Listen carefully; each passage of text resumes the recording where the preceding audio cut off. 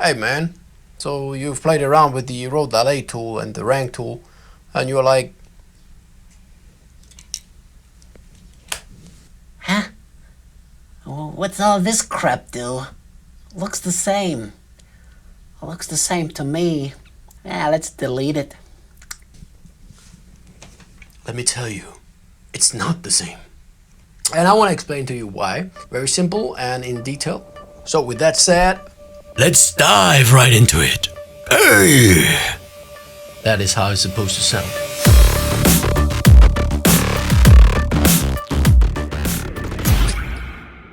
So the Erode Dilate tool, as the name implies, is obviously a tool that allows you to contract or expand your pixels. Now, like most tools in Fusion, they can be used for technical processes, which they were most likely made for, but they can also be used for creative purposes. Now, when I say technical processes, I mean something like fixing problems with the edges, for example, with a green screen key that is not perfect. A creative process would be something like animating masks for motion graphics, for example. But let's talk about the rank tool. The rank tool as well is a simple tool. In a manual, it is explained like this. The rank filter is a very simple tool. This filter examines nearby pixels, sorts the pixels by value, and then replaces the color of all the pixels examined by the color of the pixel with a specified rank. Okay, now so for people who are not so profound with English, with the English language, this might be already confusing. First of all, because the word pixel is like used 4 times. Okay, but let's move on for now. For example, a rank filter with a size of 1 will sample 9 adjacent pixels of their values. The following shows some example values sorted by value.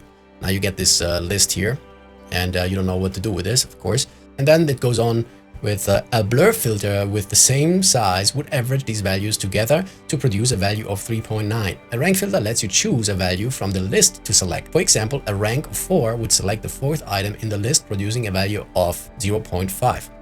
Okay, now this is already a little bit difficult to understand, and this mentioning this blur filter here will just give you the last punch and you're completely lost. Yeah, so let's simplify this a little bit. Okay, first let's take a look at the ranks tool UI. You see that we have 2 controls, the size and the rank. And I would suggest that we rename those controls for now, and we're gonna rename them to the size to pixel distance and the rank to pixel number. Okay, now let's get closer. Closer, man. Let's pick a pixel from our image. Any pixel is fine.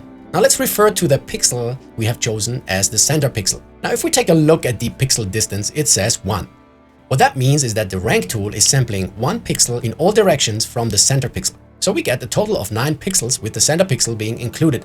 Now all those 9 pixels have values. Now for now we care only about the red channel, for example, although these values are totally made up. Now imagine we line up those values into a list, starting at the lowest and ending at the highest value.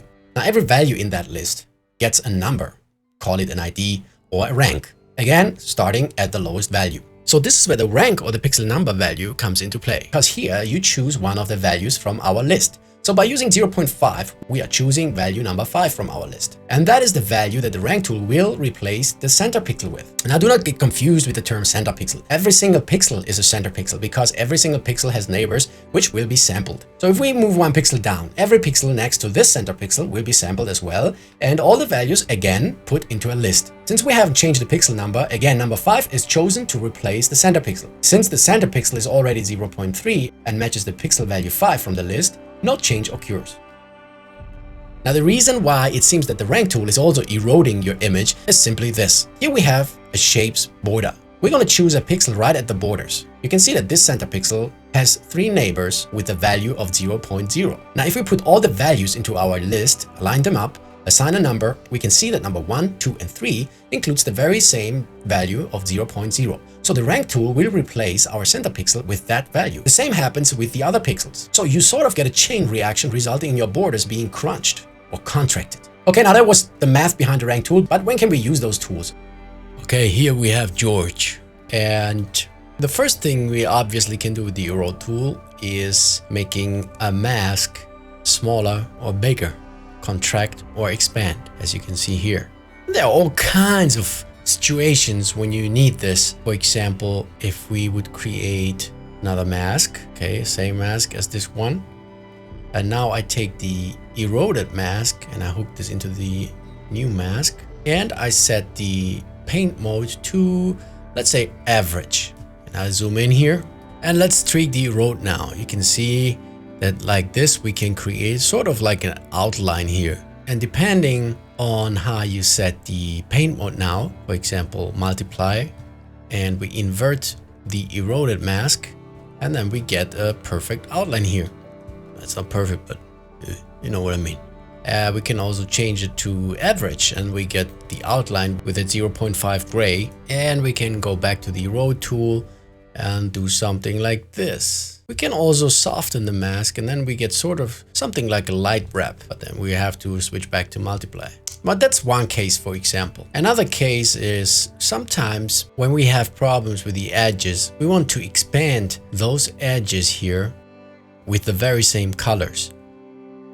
Now, obviously, if you take the image and just erode it, you have the problem that the whole image is going to be in painterly style. But if it works for you, you can take it.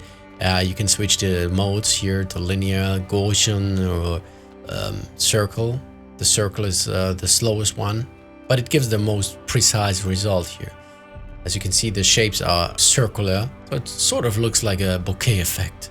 Okay, but there's another way to extrude or expand your borders, and this is a little tricky, and you might not understand what's going on now, but don't worry, you probably won't need it so soon. So what I do here is I basically don't need this one here. So what I do here is I take an erode dilate and I set it to erode only the alpha. You see, if I erode now, nothing happens. But if we take a look at the alpha channel, you can see that we are eroding the alpha. And the reason why I do that is because then next I use a matte control and I set it to multiply the image. And I play around with some values here. And what that results in is sort of contracting the whole image. So next I blur the image and then I alpha divide the image, and simsalabim, we get some nicely dilated, I think it's called dilated edges. And if you play around with the blur size, which by the way I set to multi-box, I leave it to box, you get something like this. So if you play around with the blur size, you can see that it really extends the edges very nicely. But again, that's very technical and you probably won't need this. This is what I was talking about, the technical processes. And yeah, so but let's move to something more creative, okay? The creative process, the creative usage of such tools. So again, we have George, and I erode George. And the way I eroded George is I used the linear filter. And what that does is, if I zoom in here, switch to box, you can see that it's completely different. So I switch to linear, and that gives me some sort of an emboss effect. It really looks like it's carved. And what I did then is I just removed the colors. It's not really necessary, but you can see that now it looks like a displacement map. And that is exactly what I used it for. So here you can see we have our displaced George. And to give you an example and to show you the difference one more time, I can just toggle off the erode dilate, and this is how it looks without. So you can see this clearly looks like just like you just slapped an image into a displace modifier and used it as it was. But using the erode, you can see you get a nice beveled edge here. Again, off and on.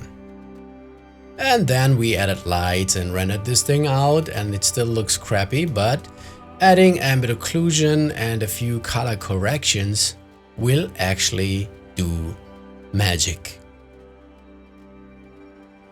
That looks pretty damn cool.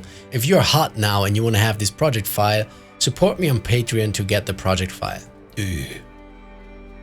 Okay, now let's jump to the RankFilter.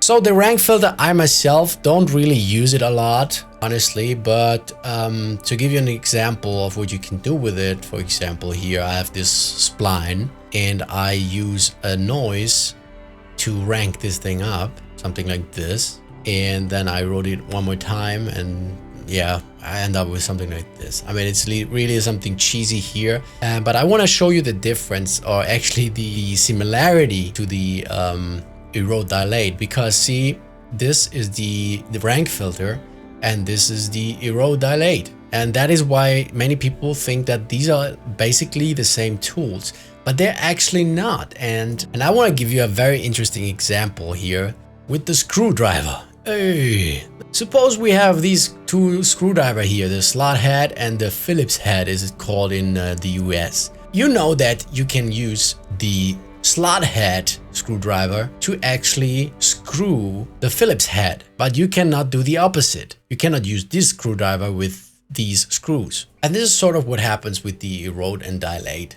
And what I like a lot is this sentence here. While one of the most commonly found tools, the flathead screwdriver is also one of the most abused, often substituted for any number of other tools that might not be available. While it's not always a great idea to use your flathead screwdriver as a tool for jobs other than tightening screws, sometimes it's just that. The fact is that the flathead screwdriver is quite useful for more than tightening screws. Yeah, this basically sums it up. I mean, these tools are basically doing similar things, but each tool has its individual purpose, if I can say so. Okay, and let me show you just one example where you can use the rank tool, but not the erode tool. Okay, so again, back to George. I'll reset it down a little bit. And I'm gonna add a grain here. The important thing about the grain is that it has a big spacing. It doesn't work with a very fine grain like this. And watch what happens if I apply the rank filter just with the default settings. It literally wipes out the grain and leaving all details intact. This is kind of similar to the surface blur in Photoshop, if I remember correctly. Okay, but the same thing does not work with the erode tool. You see, it doesn't give you the result that the rank tool gives you. It's just not made for this purpose. And just to go back to the explanation on how the rank tool works, now that we have this example here, let me just zoom in to to some grain here. All right, let's just go in here. Let's say this is our center pixel, as I explained before. And you can see that around this pixel, we have 1, 2, 3, 4, 5, 6 of these brighter pixels. And it means basically that if our rank value is set at 0.5, it means we are choosing one of these values here. And therefore, this value will be replacing this center pixel. And that is what happens. Bang. Okay guys, great. I hope you could understand this simple explanation on the difference between the erode and the rank filter. My name is Vito. I'll see you soon. Until then, enjoy what you're doing. Hey.